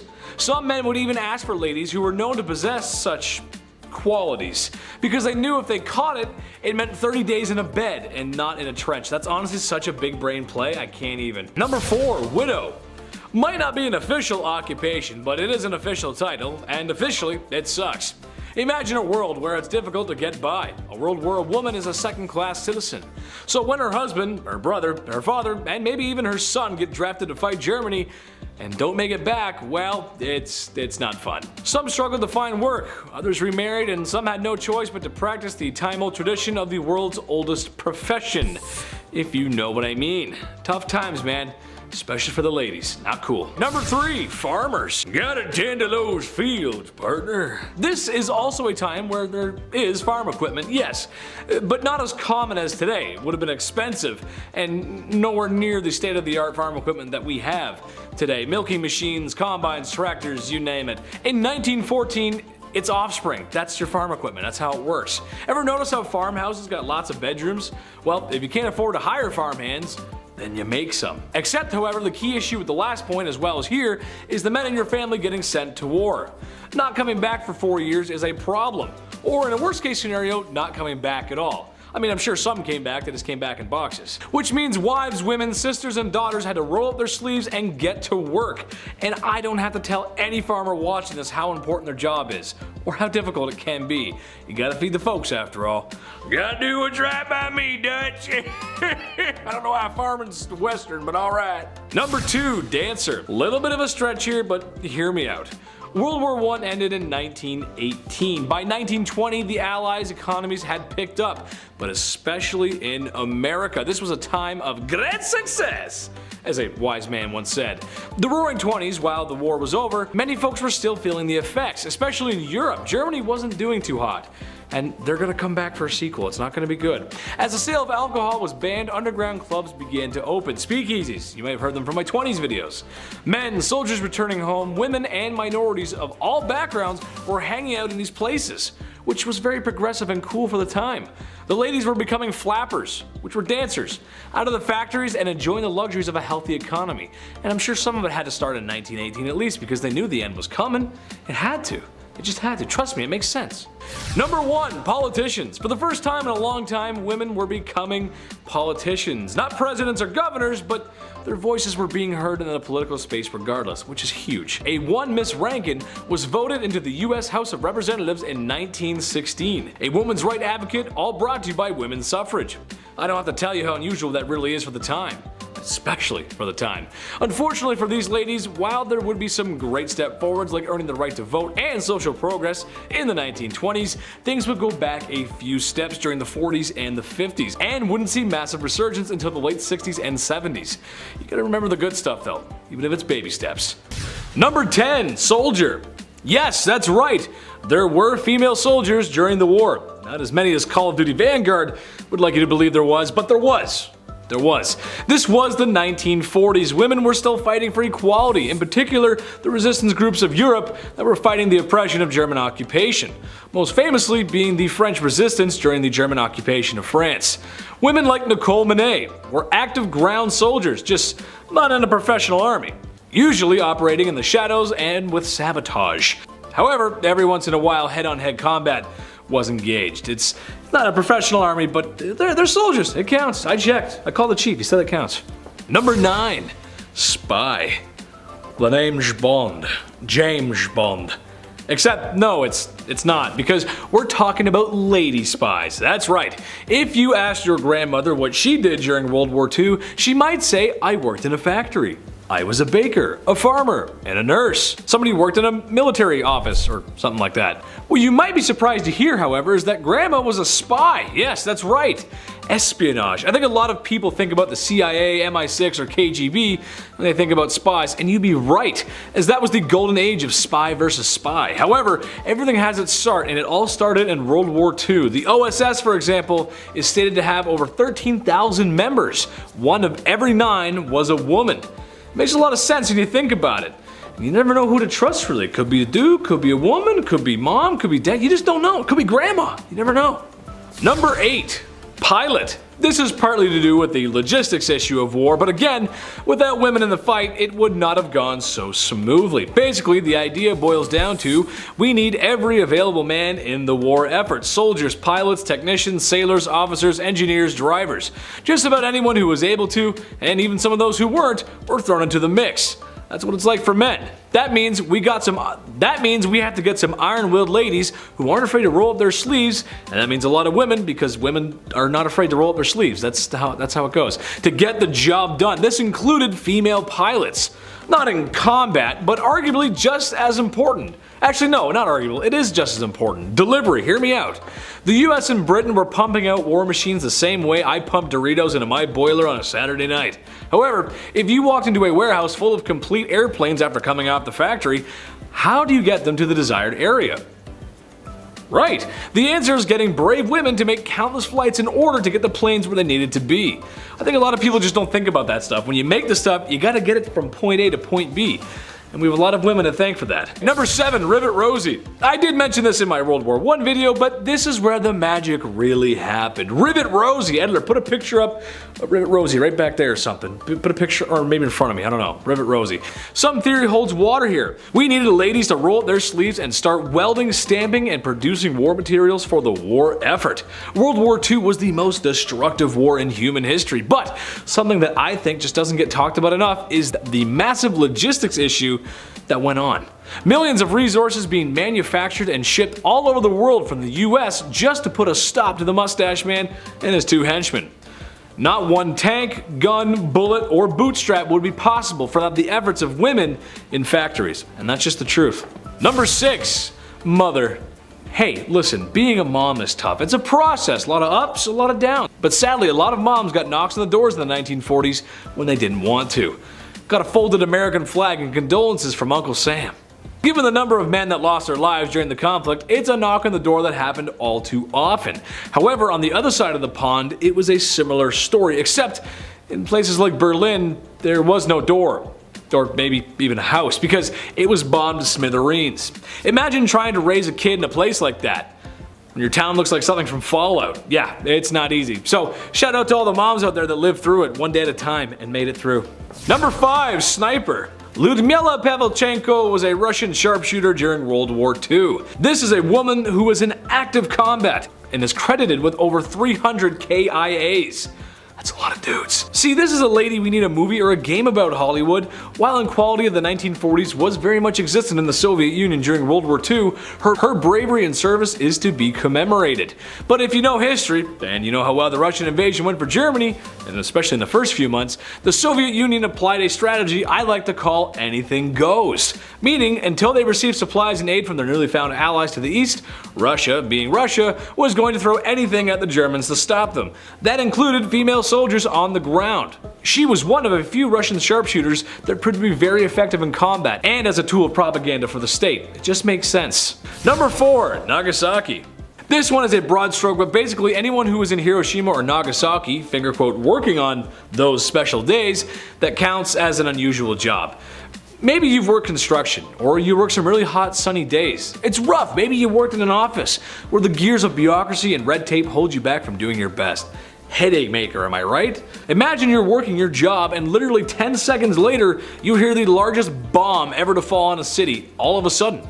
And it's gone. Like the city's just gone. It was there a second ago, but now it's gone. I don't want to get into too much horrific detail in case the YouTube gods are listening and they might smite me, but Google Hiroshima and Nagasaki. You'll see what I mean. Number 3, pinup girl. Models, actresses, and anyone who had hips that don't lie had their images printed, painted, and posted everywhere for informal display. That's right, informal. Intentions on this one are completely dishonorable, but at the same time, might have helped. I don't know. Where would we be if Betty Grable wasn't showing some ankle on every B-52 bomber that was Berlin bound? See? Exactly. I know. Ask Grandpa, he'll tell you. While these glamorous ladies may not have been directly involved in the war effort, it was their job to remind those boys just what they were fighting for. I salute you, sailors. Number 2, code breakers. This was a time before computers and the internet, so if a German code came across your desk, you couldn't just ask Google, what in the heck does that mean? We owe a lot to the code breakers. Shout out to Alan Turing, because he's pretty smart. But it's the women in all the military offices everywhere, in every allied nation, working every day to make the enemy's information get revealed. It's actually very important that happens, trust me. Which in the long run saved lives. A lot of lives. I'll be honest too, some of the stuff they had to help decipher wasn't easy.